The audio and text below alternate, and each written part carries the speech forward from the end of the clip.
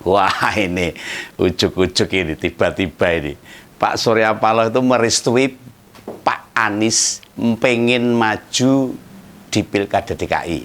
Kalau dia mau maju loh.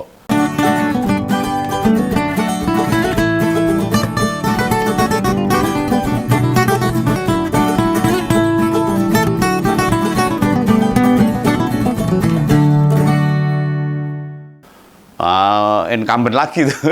Lah nek Om Begawan sih so paham tuh.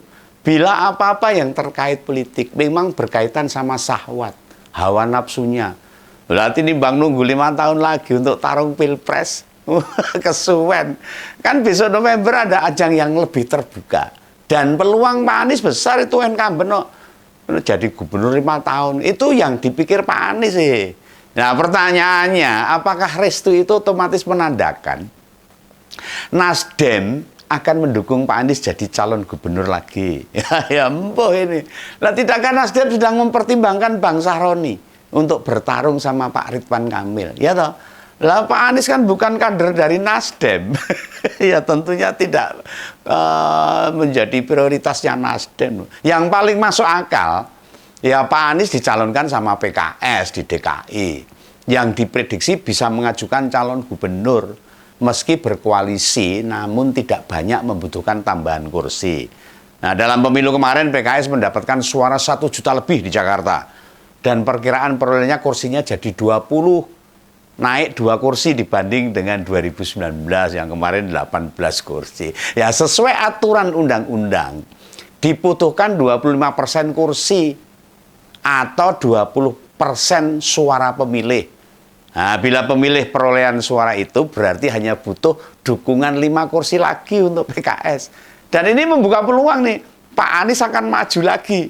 Bisa berkoalisi dengan PKB, Golkar, atau PAN yang sama-sama punya 10 kursi. Nah, Nasdem sendiri hanya mendapatkan 11 kursi. Artinya, bila Bang Sahroni ingin bertarung butuh koalisi dengan partai besar. Misalnya sama PDIP yang dapat 15 kursi. Neng opo yo gelem. Bila akan berkoalisi dengan Gerindra seperti Pilkada DKI 2017, maka masih butuh 1 kursi lagi. Soalnya partainya Pak Prabowo hanya dapat 14 kursi, makanya akan kurang 1 kursi lagi. Butuh lagi. Ya bisa saja sih ngajak Perindo atau P3 yang kebetulan di pemilu sekarang hanya dapat 1 kursi itu di DKI itu. Nah tapi tentu makin banyak yang diajak koalisi ya makin banyak yang perlu dijagain, dipikir, balas budi, malah repot. Lah Golkar sudah menggadang-gadang Pak Ridwan Kamil, soalnya sebelum Ramadan sudah memasang baliho gede-gede dengan kata-kata OTW Jakarta. Artinya kan mau ke Jakarta bertarung di DKI. Ya publik otomatis menilai no. Bila Kang Emil akan diterjunkan dalam Pilkada DKI, soalnya peluang atau kesempatan ikut Pilgub bagi Bang Emil masih 1 kali lagi. Usai menuntaskan jabatan di Jawa Barat. Dan hebat. Awalnya banyak yang memperkirakan, Kang Emil layak menduduki cawapres. Nah ya ngomong di prank. Kalah karo cah cilik. Lah perkembangan politik selanjutnya. Namanya yang cukup kuat untuk perebutan kursi RI 2. Prabowo rupanya lebih memilih Gibran dibanding Kang Emil ya. Ini prosesnya.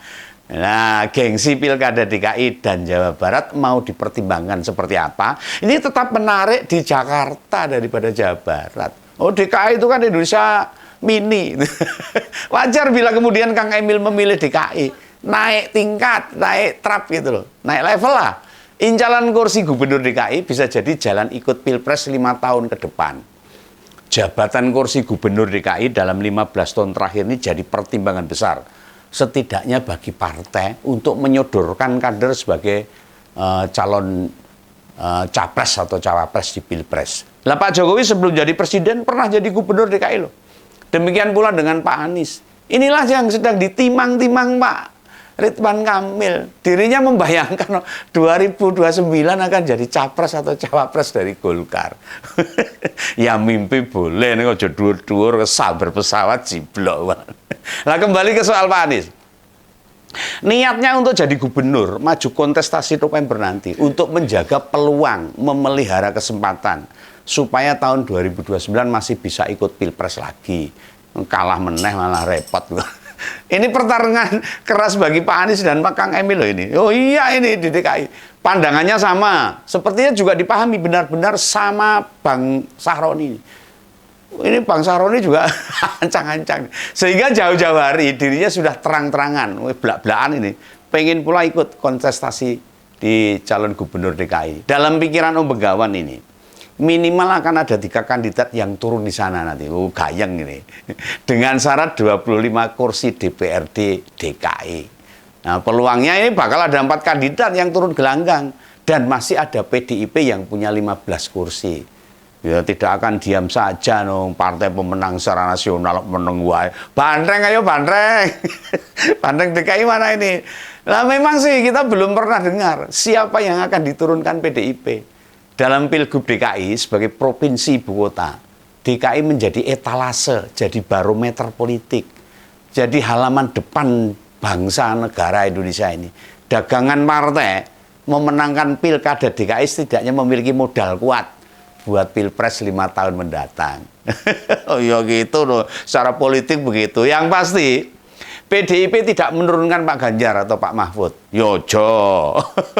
Pak Ganjar sudah 2 periode di Jateng, otomatis tertutup peluang jadi ikut pilgub. Sementara bagi Pak Mahfud, beliau punya idealisme sendiri. Mosok kemarin jadi cawapres November turun di pilkada provinsi. Ya enggak lah, enggak banget lah itu bagi Pak Mahfud. Nah beliau itu politis yang tidak ngejar-ngejar kekuasaan, yang karakternya hampir sama dengan Pak Ganjar. PDIP mesti menurunkan kandidat yang relatif muda, progresif, inovatif, dan sebagainya. Elektabilitasnya bisa bersaing sama Pak Anies, Kang Emil, bahkan Bang Sahroni. Ya jangan sembarangan nurunkan kader di sana. Ini bener nih, PDIP masih punya Bu Tri Risma hari ini loh. Ada Bang Adiana Pitupulu, ada Mbak Rike Diah Pitaloka, banyak. Ada Pak Aswar Anas, mantan Bupati Banyuwangi, dan lain sebagainya. Banyak itu kader PDI. Namun menentukan siapa yang layak bertarung di DKI, harus dicari yang levelnya kayak Bang Sahroni. Muda, visioner, punya pendirian. Ini ojo melompat jauh loh, kaduan. Serta track recordnya bagus.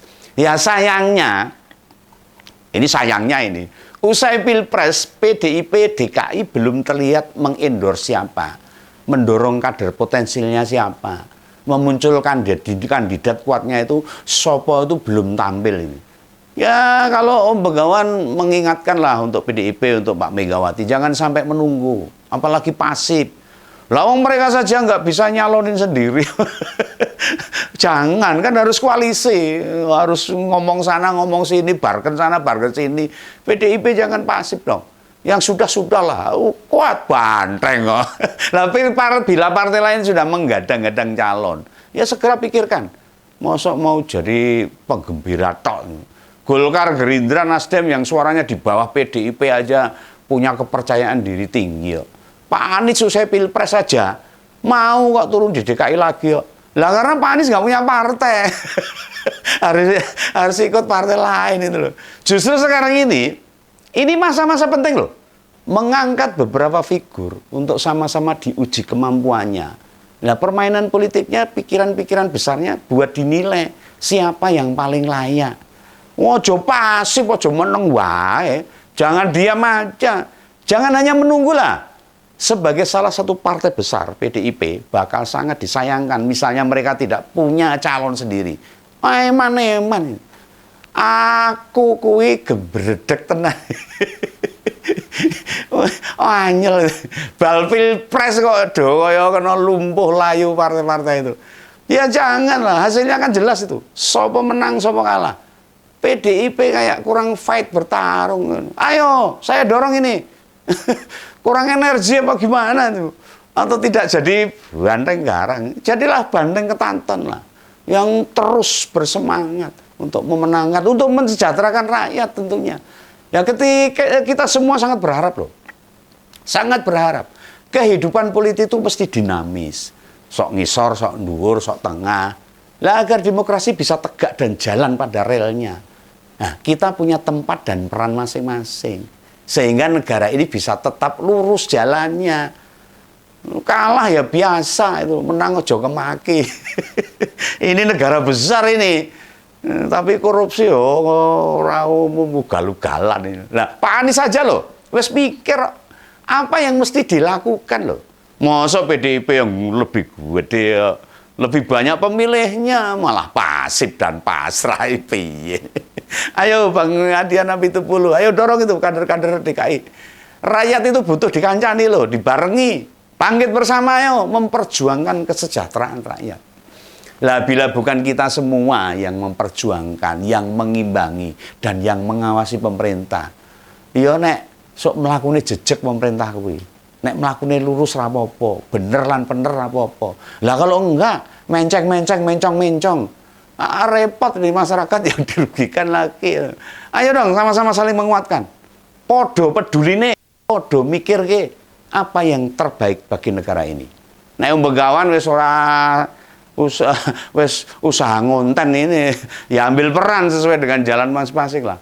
Biar tidak makin jauh negara ini dikelola, makin melenceng dari cita-cita founding fathers kita, para pendiri bangsa ini yang sudah memerdekakan bangsa ini. Semangat ya. Kita tunggu Pilkada DKI. Salam ngompol. Dadah.